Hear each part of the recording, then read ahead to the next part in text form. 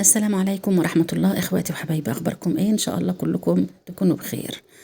لسه وبعد ما عدى على الوصفة اللي احنا عملناها من سنة اللي هي صابون بالأوكسي تاتش، في ناس بتسألني على البديل.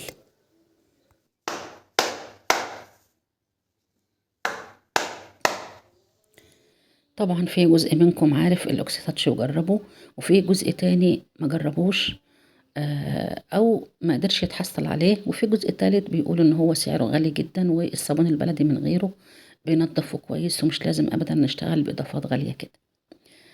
كل واحد له الحرية وكل واحد عنده الاختيار يختار اللي يناسبه حسب إمكانياته وحسب ذوقه. بالنسبة للأخت اللي بتسأل على بديل الأوكسي تاتش، فيه له بدايل كتير قوي، هنتكلم عن جزء منها دلوقتي. هنتكلم عن البديل العادي المتوفر، في منه بدايل مقاطعة وفي منه خارج المقاطعة. احنا النهاردة في الفيديو هنجرب الطريقتين، وقدامك بنعمل تجربة للنظافة مش للرغوة، عشان تشوف الصابونة اللي احنا هنصنعها النهاردة بالإضافات البديلة قد إيه شرسة جدا في إزالة البقع، وكمان تحافظ على الألوان. هتشوف الشراب حالته كانت عاملة إزاي، وبعد ما أغسله وأنقعه بس ربع ساعة هرجع أوريهولك، هتحس إن الشراب رجع جديد تاني. ده إن كان بيدل على شيء فبيدل على إن الصابونة بتاعتنا كفاءتها عالية جدا في إزالة البقع والاتساخات، وكمان تحافظ على الألوان. هنعمل تجربتين مع بعض. ده برطمان الأوكسي تاتش، دي العبوة بتاعته. العبوة بتاعته معدية ال200 جنيه بعد ما تجيلك بقى مع مصاريف الشحن وكده. ودي البدايل التانية اللي هي منها 2 منتجين هم مقاطعة، الفانيش وكلوروكس الألوان، وفي منتج خارج المقاطعة اللي هو البريكس. الأربعة الأوكسي تاتش والفانيش وكلوروكس الألوان والبريكس، المادة الرئيسية الفعالة فيهم ال3 هي الأكسجين، ومتوفرة في ال4 مكونات، وفي بدايل تانية هنتكلم عنها دلوقتي. انا هاخد الاوكسي تاتش استبعده، بلاش، عشان في ناس كتير مش هتقدر تجيبه.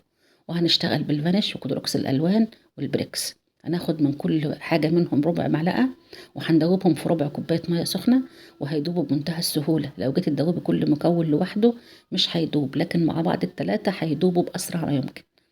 في كوباية تانية هحط نص كوباية مية باردة، هدوب فيها معلقتين كبار من الصودا الكاوية، وهسيب البودر يدوب والصودا تبرد. هجيب كوباية زيت وهنعمل تجربة صغيرة. قطعتين صابون اللي انت شفتهم في اول الفيديو.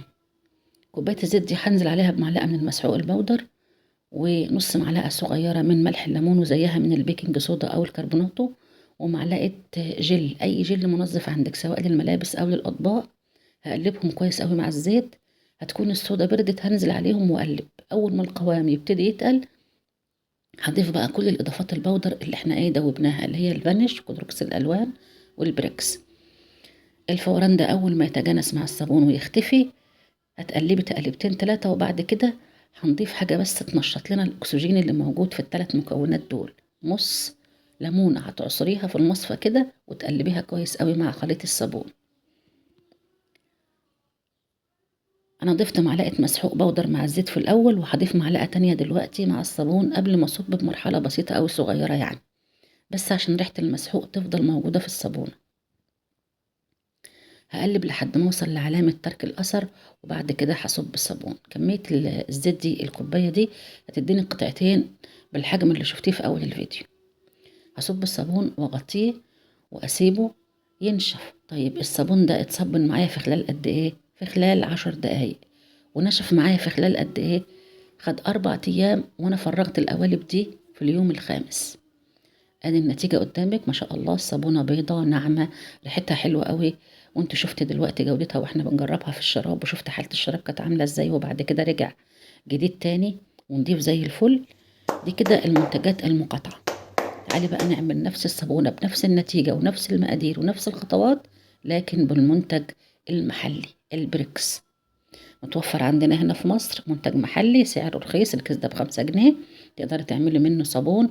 انا هاخد معلقة كبيرة على ربع كوباية مية سخنة وهدوبه. انا هعمل نفس الخطوات بالظبط اللي عملناها في المقطع الاولاني، وكوباية زيت برضو، وكل الاضافات اللي اشتغلت بيها هيها بنفس المقادير، باستثناء الفانيش وكلوروكس الالوان والبريكس. هستبدلهم بمعلقة واحدة بس كبيرة من البريكس. في المقطع الأولاني أنا اشتغلت بالإضافات المقاطعة، خدت من كل مكون ربع معلقة يجمعوا معايا 3/4 معلقة. تقدري تخليها معلقة صغيرة مليانة أو معلقة كبيرة يعني كويسة وافية يعني. مش هيحصل أي فرق، هي النتيجة هي. احنا كلنا متفقين ان الصابون البلدي لوحده بينضف، احنا بس بنحط الاضافات دي علشان نحسن من جودة الصابون ونخليه افضل بكتير قوي من الصابون العادي اللي لو عملناه بزيت وصودا ومية بس مش هنكون مقتنعين بنتيجته. بالرغم ان انا جربت معاكم مرة واتنين وتلاتة وطبقت معاكم عملي واتأكدت انه بيراقي وبينضف ومش بيدهن وبيزيل البقع. انا كده خلاص في اخر مرحلة، هقلب لحد ما اوصل لاثر، وبعد كده هصب الصابون بنفس الطريقة واغطيه، وتقريبا خد نفس المدة عشان يتصبن وخد نفس المدة علشان يتصلب معايا، واقدر افرغه من القوالب 4 ايام، وفرغته في اليوم الخامس. تعالي بقى اشوف النتيجة وفرقي لي بين النتيجة دي والنتيجة دي. واحدة، اللون واحد، الصلابة واحدة، الريحة العطرية الحلوة واحدة، والنظافة هتشوفيها معانا دلوقتي.